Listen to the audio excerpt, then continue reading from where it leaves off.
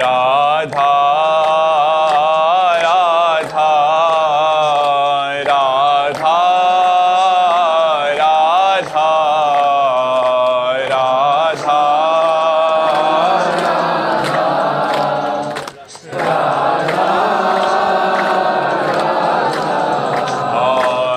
राधा राधा राधा राधा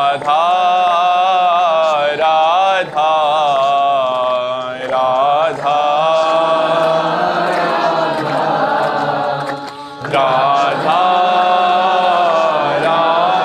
श्री राधा वल्लभ लाल की, समस्त संत हरि भक्तन की, श्री वृंदावन धाम की, सतगुरुदेव भगवान की।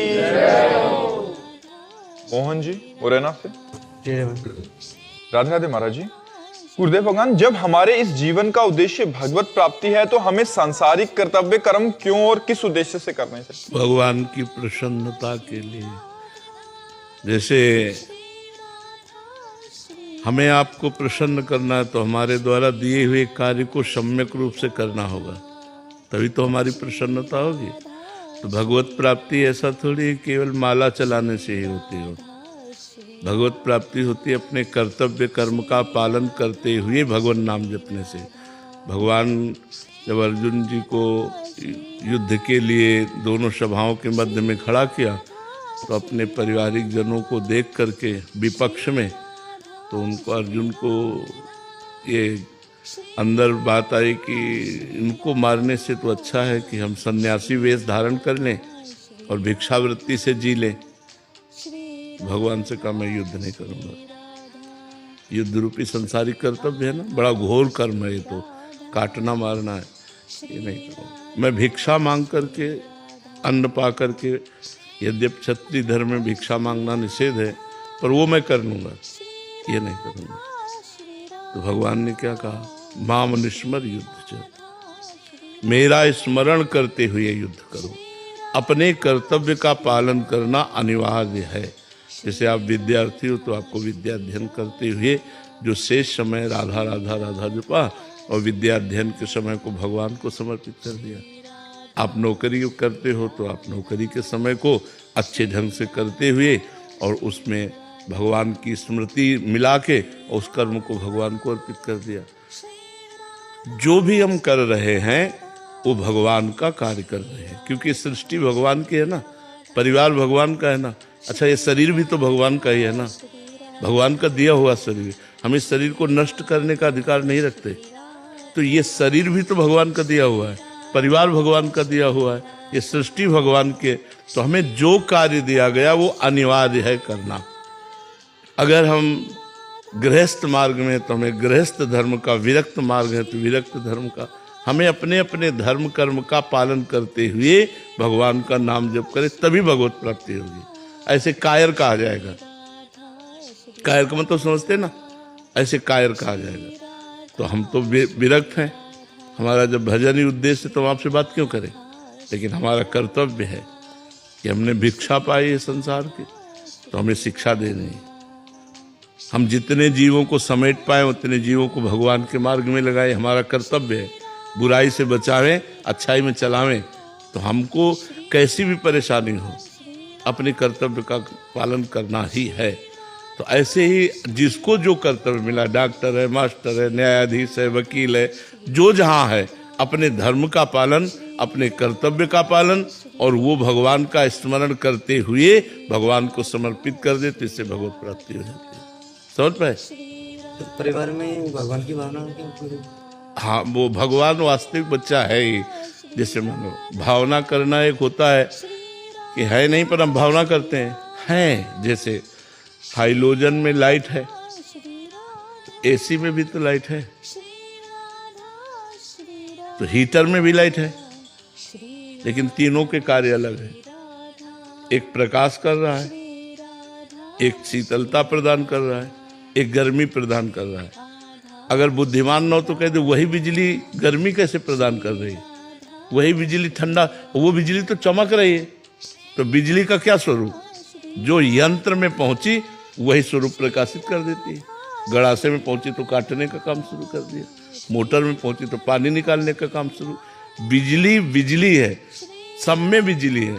तो चाहे पापी हो, चाहे पुण्यात्मा हो, चाहे अपना हो, चाहे पराया हो, चाहे छोटा हो, चाहे बड़ा हो, चाहे जड़ हो, चैतन्य हो, सब में बिजली एक है, वो है परमात्मा। जो पावर है वो परमात्मा है। तो सब में परमात्मा की भावना करनी है, क्योंकि परमात्मा है। एक होता हम भावना कर रहे हैं, पता नहीं है कि नहीं, परमात्मा है। और जिस समय हमारी भावना परमात्मा भाव से होती है, वही भगवत प्राप्ति की योग्य हो जाती है। और जब संसार के भाव से होती है तो वही बांधने वाली क्रिया वही है। एक बांधने वाली बन गई, एक मोक्ष वाली बन गई।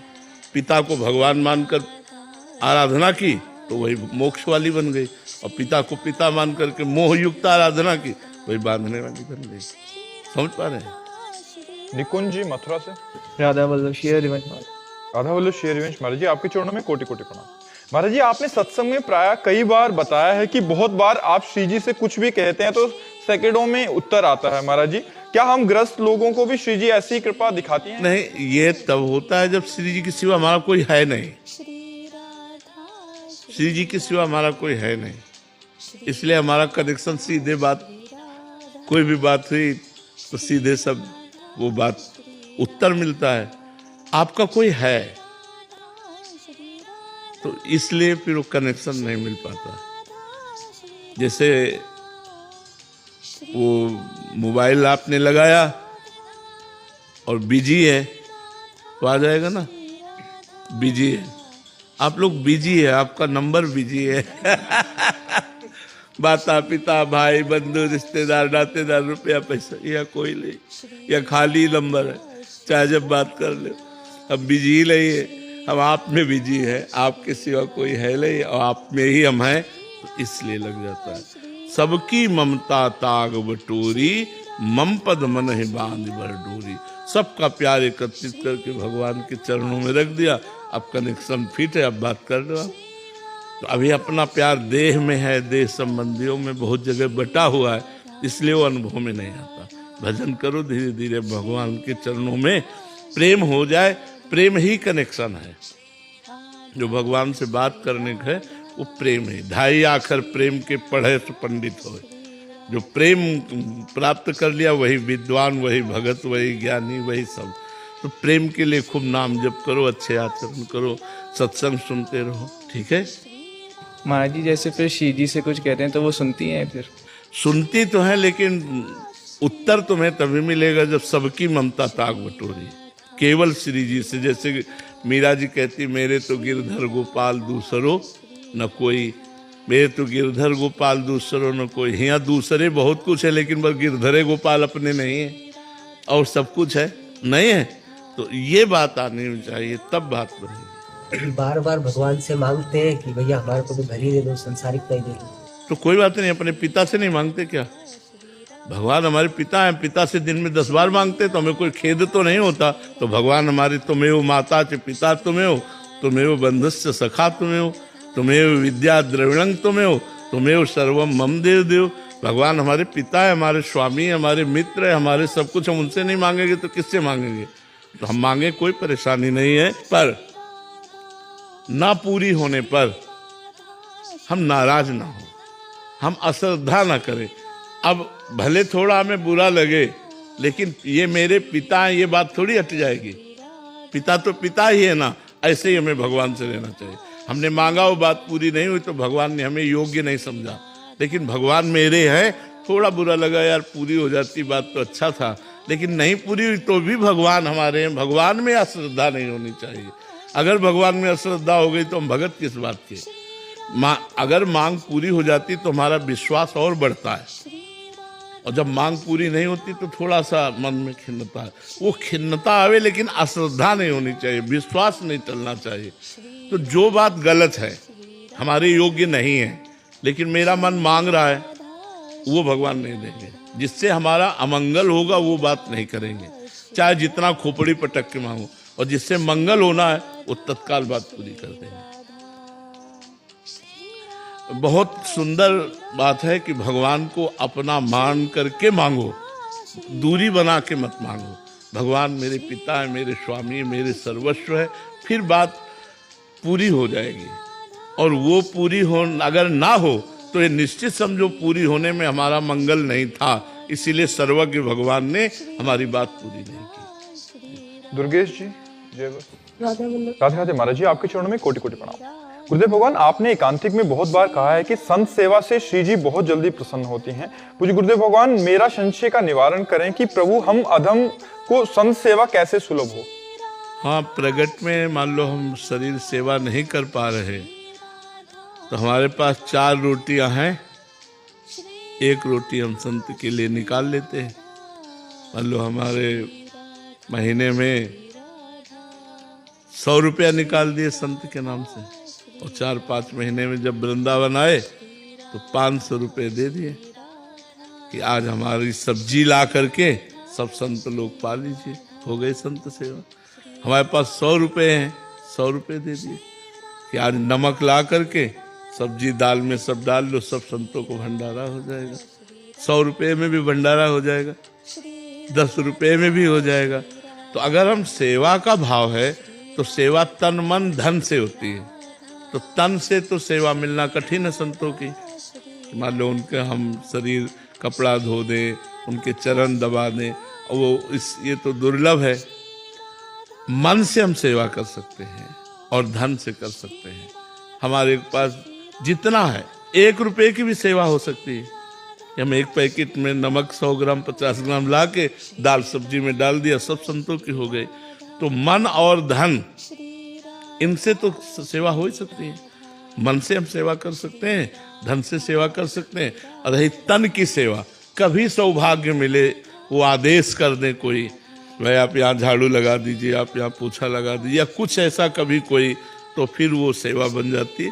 तन मन धन 3 से सेवा होती है। सब कोई कर सकता है, सब कोई कर सकता है, कोई ऐसा नहीं। आप फालतू के पैसा खर्चा करना बंद करो इधर उधर के। मान लो 100 रुपये आपके बचे, गाय की गौशाला में चले गए, हरी घास 100 रुपया की डाल दी, बन गई सेवा। गौ सेवा, संत सेवा, बीमार की सेवा, इन सबसे भगवान की प्रसन्नता प्राप्त होती है। तो संत सेवा में ऐसा भी किया जाए, और संत सेवा से भगवान बहुत जल्दी प्रसन्न होते हैं। एक नथिया बाई थी हमारे वृंदावन में, वो जब आई उन्होंने सुना संत सेवा से भगवान प्रसन्न होते, तो उन्होंने यही किया कि 2-4 ब्रजवासियों से आटा मांग लाती, और उस जो जंगल में गायें गोबर करती उसे उपला कहते, वो उपला बिन लाती और उसी में रोटी बनाकर संतों को पवाती। 50 वर्ष उन्होंने ये सेवा की वृंदावन में। अब धीरे धीरे उनका फिर वैभव बढ़ने लगता है ना, तो गाड़ी में, बैलगाड़ी में वो अनाज लेकर आ रही थी, और रात्रि हो गई और बादल छाए हुए थे। अब उनको कुछ सूझना पड़ा कि इधर से जाए कैसे जाए, तो एक लालटेन हाथ में और एक छाता आगे, मैया मैं तुम्हें रास्ता बताता हूँ। और नथियाबाई का आश्रम है सेवा कुंज के पास, वहां तक छोड़े आए। तो उनको भगवान की महिमा ऐसी कि ये पूछने में नहीं आया कि तुम कौन हो, इस समय कैसे आए। तो दूसरे दिन जब बिहारी जी के दर्शन करने गई तो देखा बिहारी जी एक हाथ में लालटेन और छाता लिए खड़े। अच्छा, ये थे साक्षात बिहारी जी ने उनको दर्शन दिए संत सेवा से। संत सेवा बड़ी महिमामयी है। तो हम मन से और धन से बन जाए तो जितना बन जाए हमें संत सेवा कर लेना चाहिए। और तन से कभी आज्ञा हो जाए कि कोई सेवा की आज्ञा कर दे तो फिर क्या कहना है, तन मन धन 3 से सेवा होती है। तो हम मन से, अगर धन नहीं तो मन से भी कर सकते हैं।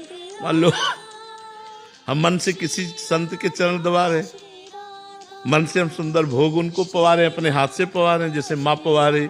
मन से भी सेवा की जा सकती है और धन से भी और तन से भी। महाराज जी, क्योंकि प्रश्न स्त्री शरीर ने किया है महाराज जी, तो कभी कभी आप काफी बार ऐसा कहते हो कि जो बाहरी संग है उससे स्त्री शरीरधारी को दूर रहना चाहिए ताकि उनकी भी साधना बचे और इनकी भी। हाँ। इसमें क्या सावधानी रखनी? इसमें जैसे मान लो आपने सत्संग सुना, अब आप चली जाओ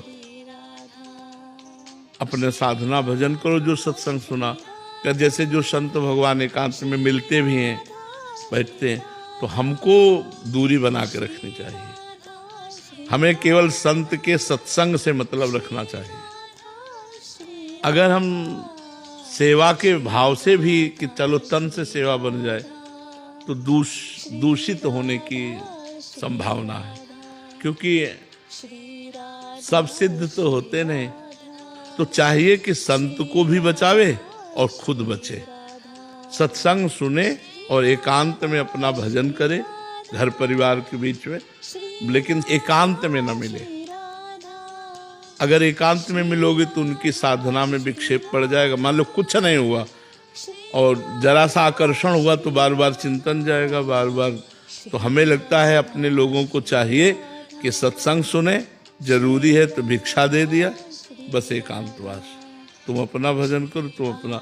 जो माताएं बहनें ज्यादा संतों से एकांत में मिलने लगती हैं तो फिर गड़बड़ हो जाता है, फिर बहुत तरह की दोष उत्पन्न हो जाते हैं, इसलिए हम मना करते हैं। ये स्पष्ट समझ लीजिए कि शिव विरंच का मोह को है बपुरान, अस जिए जान भजी मायापति भगवान। बड़े बड़े महापुरुषों को भी भगवान की माया मोहित कर ली, तो हम लोग तो जीव कोटि के हैं। मतलब बाबा जी हैं, महात्मा है, तो जीव कोटि के महात्मा है, वो तो ईश्वर कोटि के हैं। जब ईश्वर कोटि के महात्माओं को भी आकर्षण माया कर लेती है तो जीव कोटि में तो।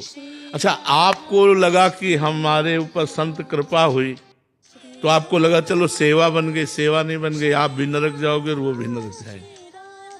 सेवा भागवतिक होती है, बेविचार सेवा थोड़ी होती है, गंदी बातें सेवा थोड़ी होती है। तो गंदी बात तो गंदी बात है। तो हमें चाहिए कि खुद पवित्र रहें और दूसरों को पवित्र रखें। और आग और फूस एक जगह होगा तो आग लग जाएगी। फूस और आग अगर नजदीकी बनी तो आग लग जाएगी, इसमें कोई संशय नहीं है। चाहे जितना बुद्धि लड़ाओ, बुद्धि नहीं काम करेगी, वो आग लग जाएगी। तो हमें चाहिए दूरी बना के रखना। हम इसीलिए सबसे प्रार्थना करते हैं, जो परिपक्व महात्मा है उनका तो आप कुछ बिगाड़ ही नहीं सकते। जैसे भुना हुआ चना, तो चाहे जितना खाद पानी लगा उसमें अंकुरण नहीं होना। जो परिपक्व, जिनका मन भगवान में लग गया, उनको तो कोई भ्रष्ट ही नहीं कर सकता। लेकिन मन लगाने की चेष्टा कर रहे हैं, कभी मन भोगों में जाता है, कभी भगवान में जाता है। अब यहाँ भ्रष्ट होने के चांस है कि अगर भोग मिल गए तो हम भ्रष्ट हो जाएंगे। तो हमें चाहिए किसी भी संत महात्मा को अगर अपने घर बुलाए तो घर के जब सदस्य हों तो बुलाए, निमंत्रण दें, पवाएं और दरवाजे तक छोड़े आवे।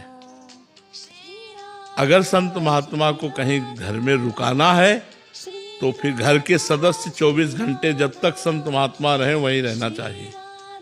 कभी ऐसी छूट नहीं देनी चाहिए कि आप जा रहे हो बाहर, घर में मन है, गड़बड़ हो जाएगा।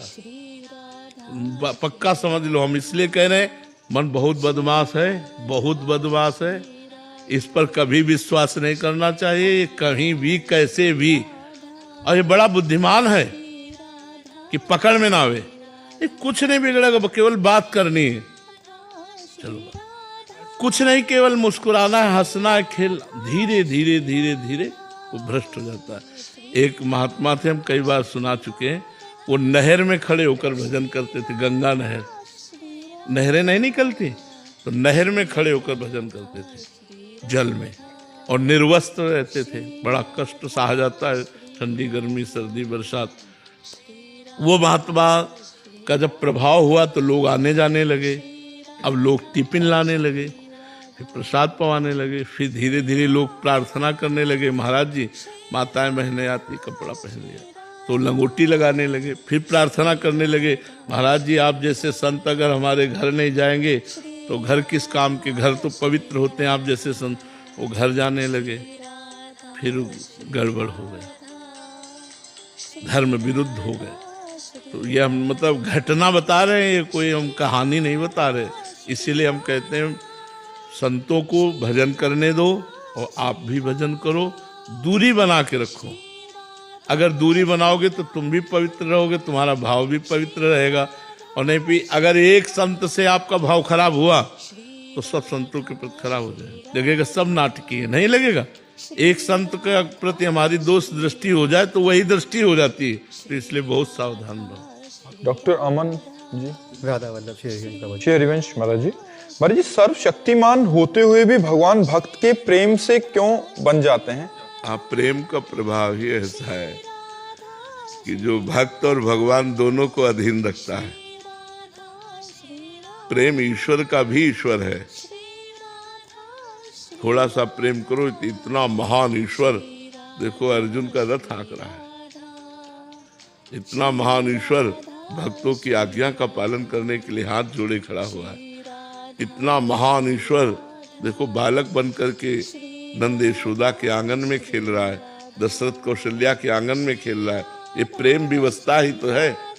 एक बार देवर्षि नारद जी भगवान के दर्शन करने नंदालय में गए तो पहले मोटी मोटी डेहरी होती थी, घर की देहली होती थी, मोटी देहली होती थी।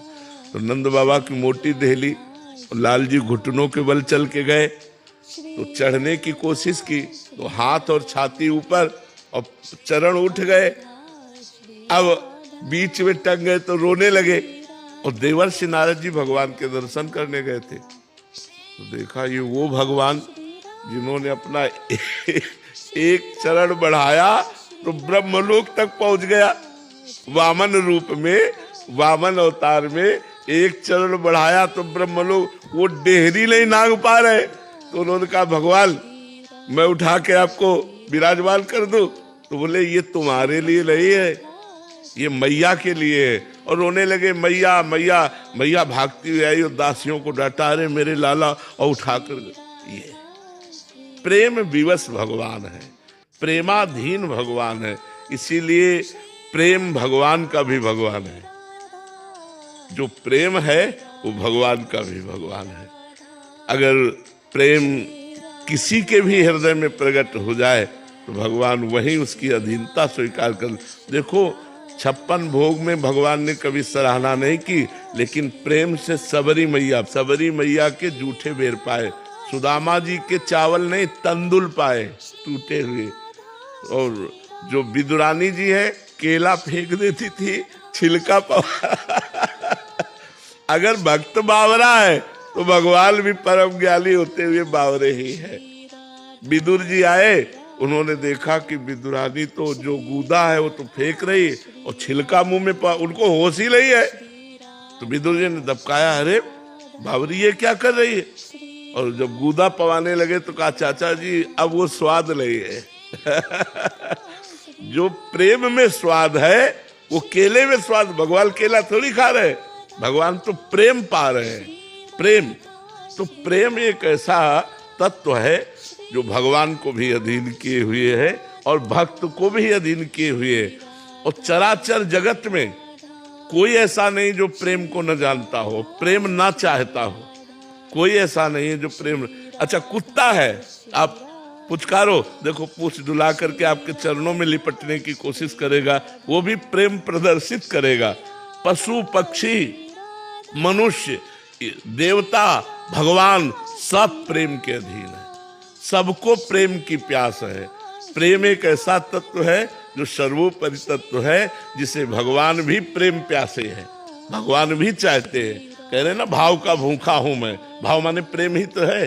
प्रेम का भगवान भी कह रहे मैं भूखा हूं, मुझे प्रेम चाहिए।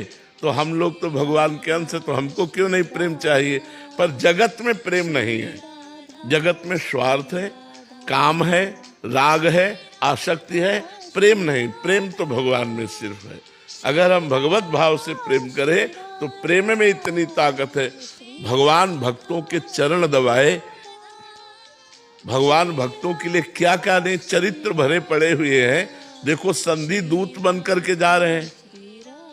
अरे ब्रह्मांड नायक है, जो आदेश कर दे वही चले। संधि दूत बन के देखो, भगवान से दुर्योधन कह रहा सूजी अग्रे लेके सवा सुई की नोक बन नहीं दूंगा, और उन्हीं का सारा वैभव है अनंत ब्रह्मांड। तो भाई प्रेम एक ऐसा तत्व है जो भक्त और भगवान दोनों को अधीन किए हुए है।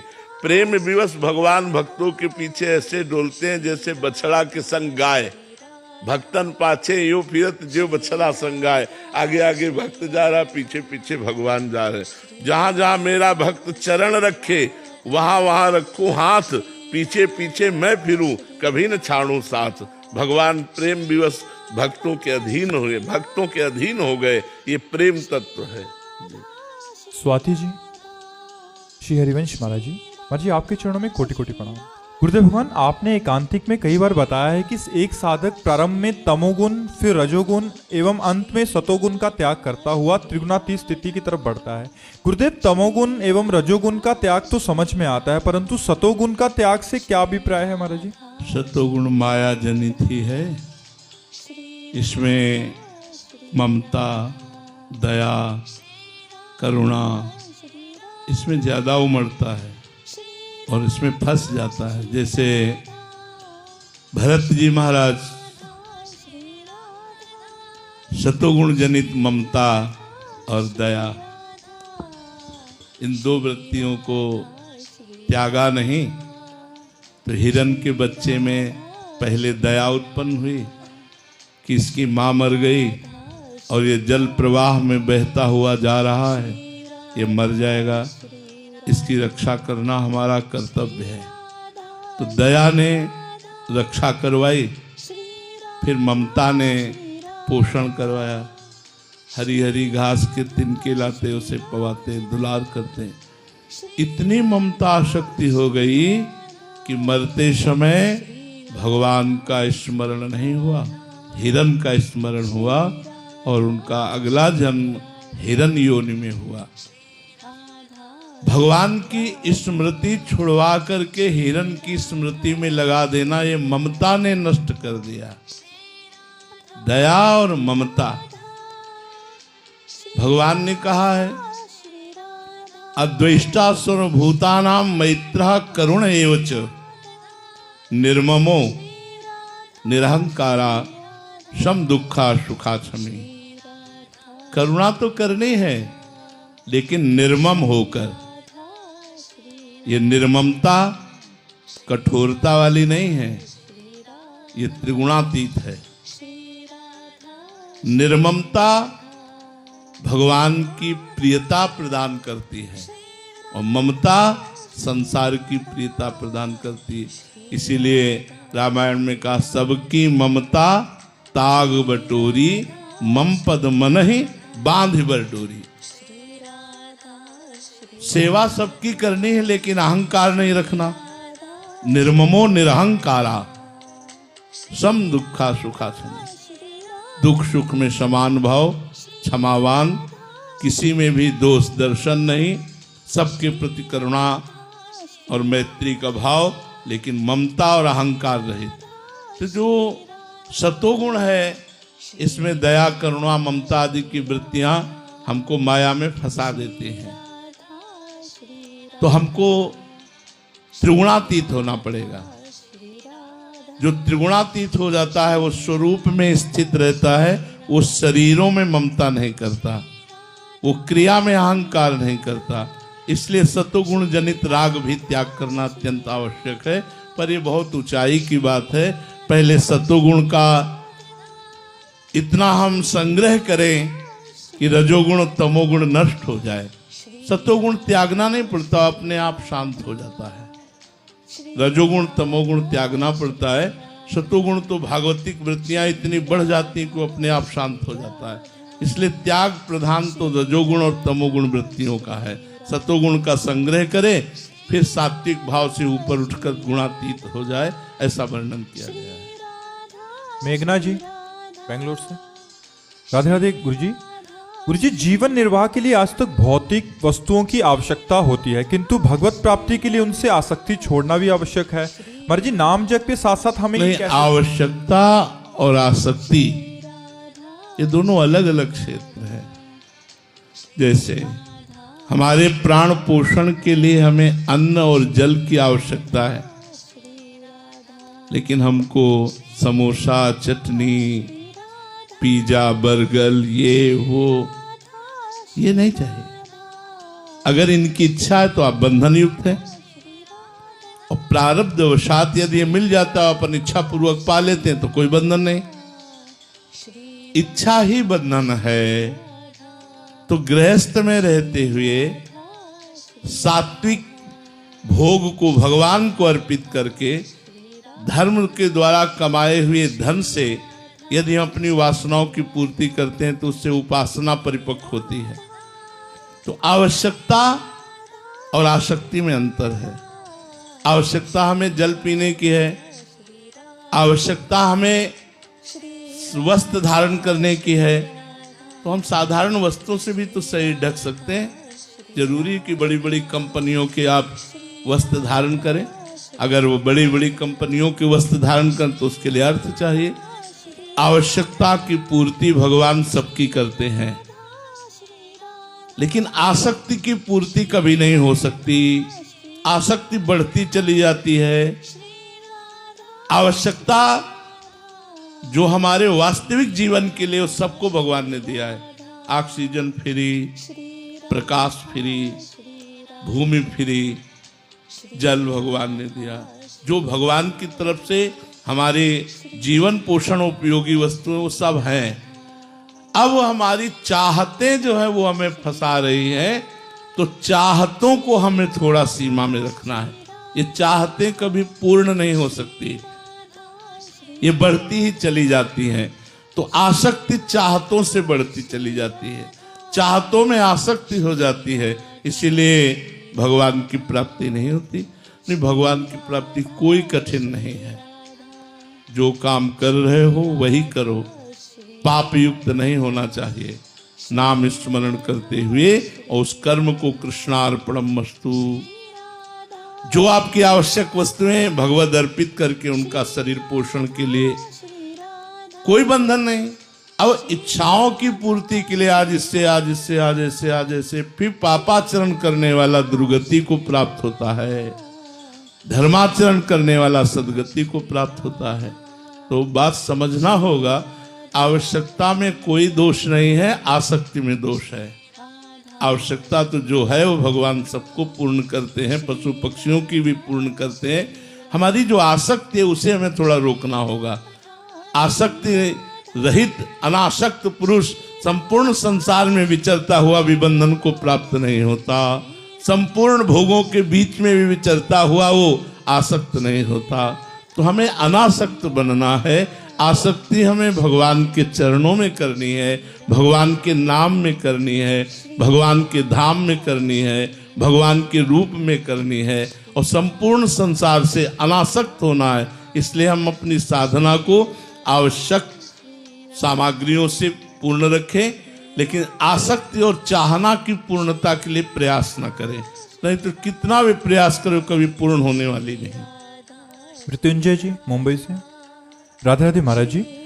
महाराज जी, जैसे कि आपके श्रीमुख से कई बार सुना है कि दीर्घ काल तक लगातार नाम जप के निरंतर प्रयास से एक साधक की कुंडलिनी स्वतः ही जागृत हो जाते हैं, जबकि योग या अन्य साधनों से दीर्घ काल तक 3-4 घंटे लगातार पद्मासन या सिद्धासन में बैठने से कुंडलिनी जागृत थोड़ी सी हलचल होती है।